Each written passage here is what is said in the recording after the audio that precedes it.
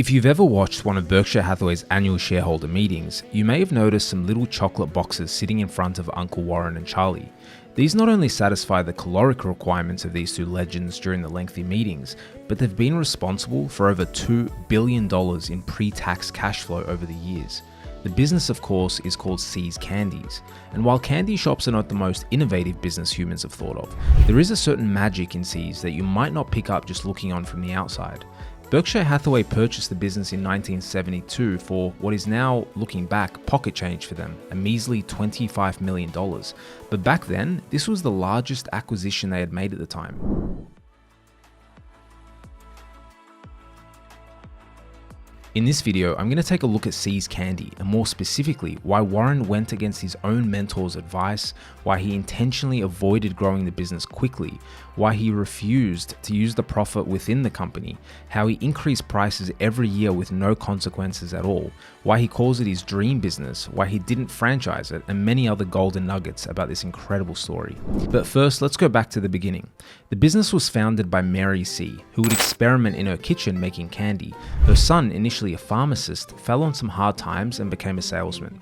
They launched their very first candy store in 1921. They were focused on using the freshest ingredients and never compromising on quality. Charles had been dedicating himself to learning about retail chains, and before long, they had 12 locations selling their box candy.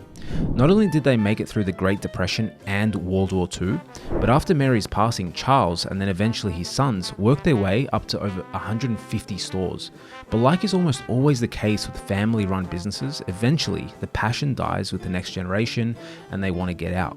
Warren Buffett at this point was certainly not in the candy business. He was busy investing in various companies while closely following his mentor Ben Graham's philosophy, which today of course is known as value investing. But as legend has it, Charlie Munger at this point had convinced Warren to ditch his mentor's advice of bargain hunting for cheap businesses and instead to focus on high quality businesses, even if it meant paying a little bit more. But I can just imagine Uncle Warren's pain as he handed over that $25 million for a business that only did a few million in profits per year. It was a massive valuation multiple compared to what he was used to paying in the past. Charlie Munger later said that See's was the first high quality business they had ever bought. I think what made Warren agree to acquire See's is that he realized very quickly that there was an intangible asset that was incredibly valuable, and that was the brand loyalty. Probably a combination of the soul and passion put into the brand from the very beginning.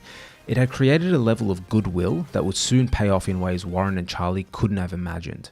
The business went from about $30 million per year in revenue at the time of acquisition to recently surpassing $400 million per year and over $80 million a year in profit. But what's incredible is that this business was intentionally built very slowly by Buffett & Co. After Berkshire took over the shops, Buffett wasted no time recruiting Charles Huggins, who had already been working at See's, to the CEO position. In a letter to Charles, he basically told him not to lose the magic. After making some Buffett-style analogy about branding and scarcity, he asked him to retain the small local batch mentality and not to grow too fast. Interestingly, this was not too different from the approach the See family had taken earlier. They would produce limited quantities, never compromise on quality, and they were also meticulous in choosing retail positions, for example, opting for the side of the road that had more shade to secure more foot traffic. Huggins ended up taking very good care of the brand though, and indeed grew the retail presence very slowly at a rate of about 2% per year.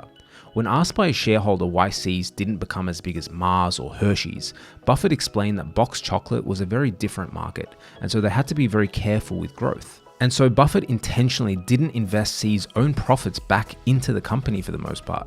Instead, he took the profits and invested into other companies, namely Coca-Cola, which turned into a behemoth $12 billion investment for Berkshire Hathaway. Also, they decided not to franchise the See's stores. Charlie once said, "It takes almost no capital to open a new See's candy store. We're drowning in capital of our own that has almost no cost. It would be crazy to franchise stores like some capital-starved pancake house. We like owning our own stores as a matter of quality control."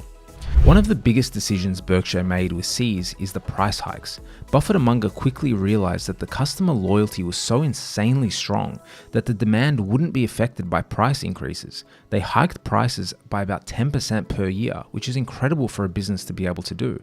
Seeing the results of this is probably why Buffett and Munger are such big proponents of a strong business moat, which is another way of describing a unique competitive advantage.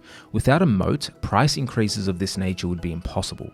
In essence, See's Candy represents the perfect Berkshire business, one that has a strong moat, generates plenty of profits, expands safely and predictably, can survive through any market cycle, and requires almost no capital. Buffett once said the ideal business is one that takes no capital and yet grows. In total, since 1972, Berkshire has only spent $32 million in capex, which is insane considering the business has returned $2 billion in profit. The whole See's story is represented very well by their brand slogan, which is quality without compromise. It seems that every decision Berkshire and See's management made has been consistent with this rule. Right, so let's get into my favorite lessons from this incredible investing story.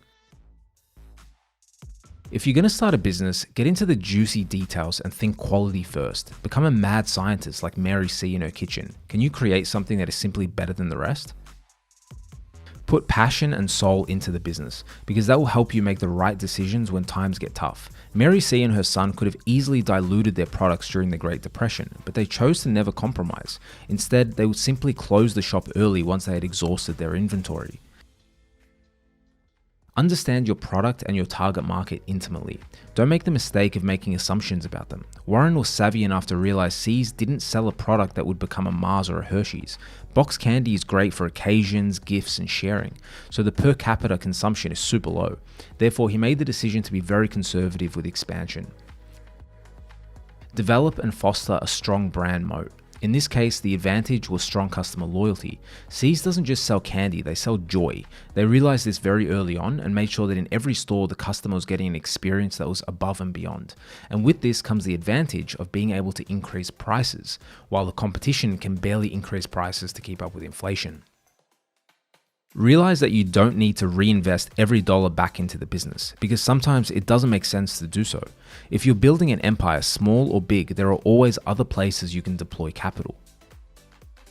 Hire and retain great people. Charles Huggins was an ex-paratrooper and a proven See's employee when Buffett made him the offer of becoming CEO.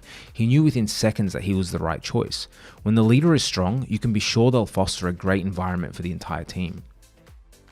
Don't always look for a bargain. Sometimes the best deals are not sitting on discount.